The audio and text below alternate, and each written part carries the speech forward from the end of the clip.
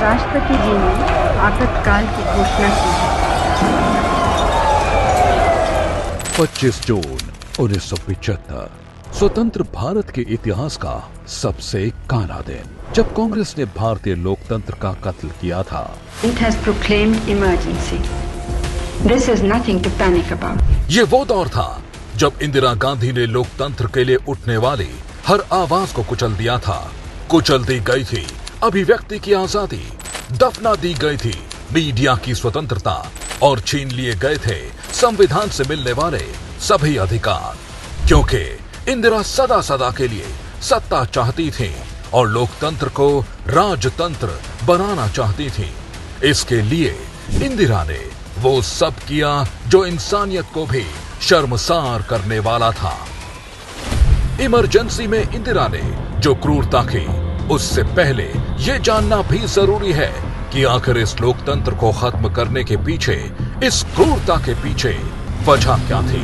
और इसकी शुरुआत हुई साल 1971 से, जब रायबरेली से चुनाव लड़ रही इंदिरा गांधी ने राजनारायण को हरा दिया था। राजनारायण को इंदिरा गांधी ने सरकारी संसाधनों का दुरुपयोग करके हराया था और इस चुनाव में धांधली को लेकर राजनारायण हाई कोर्ट चले जाते हैं। लंबे वक्त तक सुनवाई के बाद 12 जून 1975 को जस्टिस जगमोहन लाल सिन्हा ने इंदिरा को दोषी करार दिया और उनका चुनाव रद्द करने के साथ साथ 6 वर्षों तक चुनाव लड़ने पर भी पाबंदी लगा दी।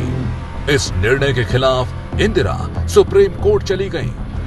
24 जून को सुप्रीम कोर्ट ने शर्तों के साथ इस फैसले पर स्टे लगा दिया और इंदिरा को पीएम बने रहने की इजाजत दे दी।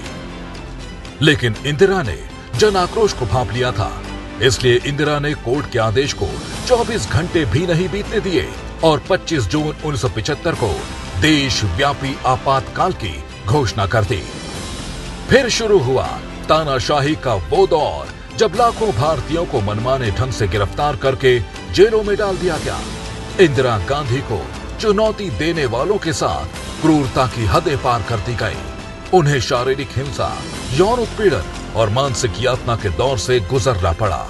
ऐसा आदेश जारी किया जिसमें पुलिस वालों ने नाखून खींचे, प्लास से, संसी से, नाखूनों में कीले ठुकवाई, पैरों में कीले ठुकवाई।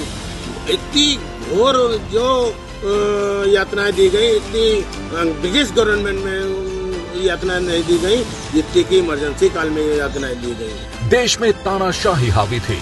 इस दौरान घरों में घुसकर, बसों से उतारकर लोगों की नसबंदी की गई। सिर्फ एक साल में 60 लाख से अधिक लोगों की नसबंदी कर दी गई।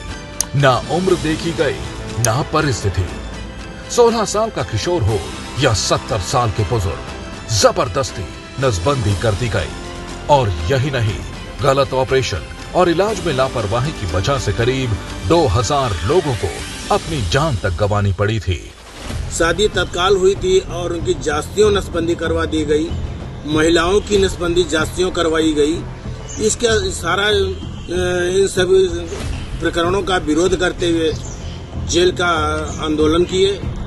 विपक्ष का दमन करने के लिए 25 जून की रात से ही विपक्ष के नेताओं की गिरफ्तारियों का दौर शुरू हुआ, जिनमें अटल बिहारी वाजपेयी, लाल कृष्ण आडवाणी, जयप्रकाश नारायण, जॉर्ज फर्नांडिस जैसे बड़े नेताओं को जेल में डाल दिया गया।